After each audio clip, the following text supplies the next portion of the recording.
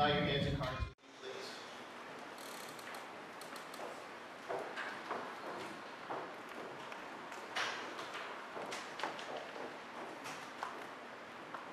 Our Father and our God, again, we want to say thank you. Thank you for this day. Thank you for all that you are. Father, you are indeed all that. You're holy, you're awesome, you're Redeemer, you're Savior, you're Provider.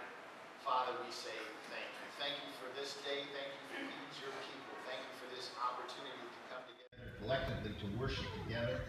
Father, I ask that you be with us, Father, as we dive into this study. Father, unpack it, illuminate it, and apply it to our hearts as you see fit and as only you can. We love you and we thank you. It's in the name of your Son, our Savior, Jesus the Christ. Amen. Amen. Again, thank you, Sister Jones and the praise team for incredible praise this morning for us. We want to continue our systematic study of Paul's first letter to the church in the city of Corinth. The last time we looked at the 10th to the 15th verse of the 3rd chapter, where we read, by the grace God has given me, I laid a foundation as a wise builder, and someone else is building on it. But each one should build with care, for no one can lay any foundation other than the one already laid, which is Jesus Christ. In the previous verses, Paul uses an agricultural metaphor, how he had planted and Apollos had watered, but he made sure that we understood that it was God who did the growing. It was God who did the production, if you will. You can plant, you can water, but ultimately it's going to be God who does the growing.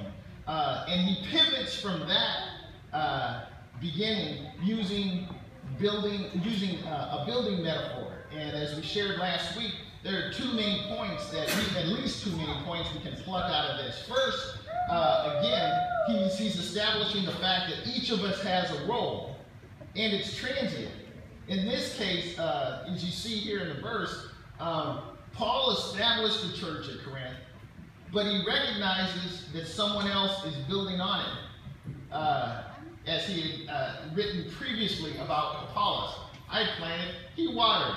I laid a foundation as a wise builder, and someone else is building on it. It's funny in the construction trades, typically, particularly with the more complex the structure is, you don't have an excavator or a concrete layer doing carpentry work or doing roofing work. You have, each one has got their specific task, their specific trade. I'm skilled at digging trenches and getting the steel and the rebar and I'm getting all the, Paul is saying, getting all of the foundation work, the foundational work in there. And then someone else is going to come along and start building on this. And then the second thing that Paul is trying to pluck out of that, not only are each one has a role and it's transient, it's fleeting. The second thing he's trying to establish is there's only one principal foundation, and that's been established by Jesus Christ.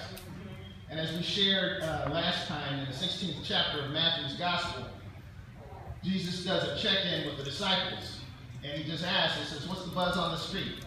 What do people say? What do people say about me? What do they say that I am?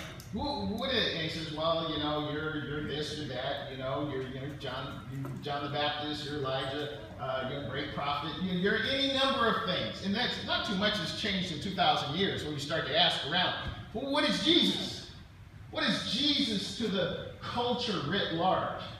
And then he turns and pivots the question and he asks, but who do you say that I am? What am I to you? And Peter answers, you're the Christ. You're the Son of the living God. Jesus affirms that, and he says, on this truth, on this foundational rock, he would establish his kingdom. That's why Paul cautions the church at Corinth to build with care, because the structural foundation is already in place and has been established. So we don't have to go around, well, I need to convince you that this foundation is, no, the foundation is the foundation. I can't necessarily convince you that this is a good foundation. I can point out all the aspects of it, but ultimately it's going to be incumbent on you to trust it for the building of your life, if you will. And so look how serious he considers this in verse 12.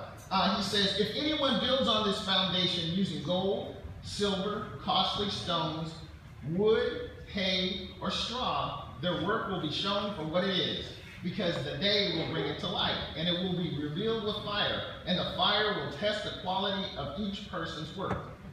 Paul is making clear that not all work is created equal. Everybody's work isn't the same.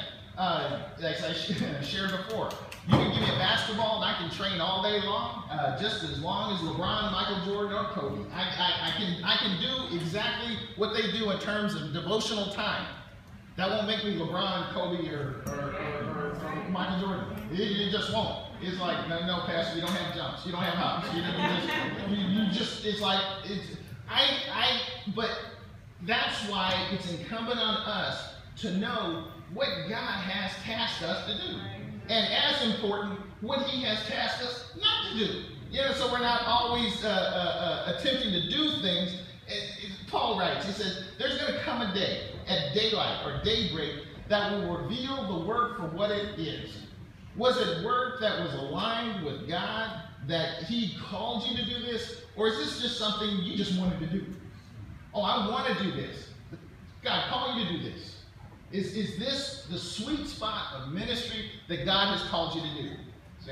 That's why, again, it's incumbent that we know. So any inferior materials, any squirrely approach that we've used, it will be seen in the light of day. And the implication is interesting. It's like, again, the shortcuts and deception is rarely, if ever, obvious as advertised. He's talking to the church. He's talking to the church. The evil one, as I've shared before, the evil one is not the stupid one, and he doesn't put on the highway of life, hell, exit 5 miles. And it's like, oh, okay, well, let me take that one. No, it's going to be things that are subtle, and he's deceptive.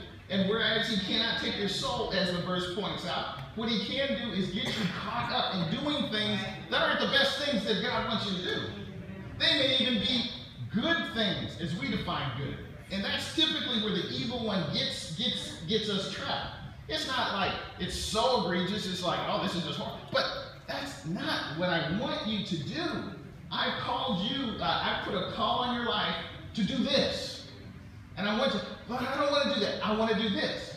But has God called you to do this? Or is this just something that you want to do? The quality will be revealed.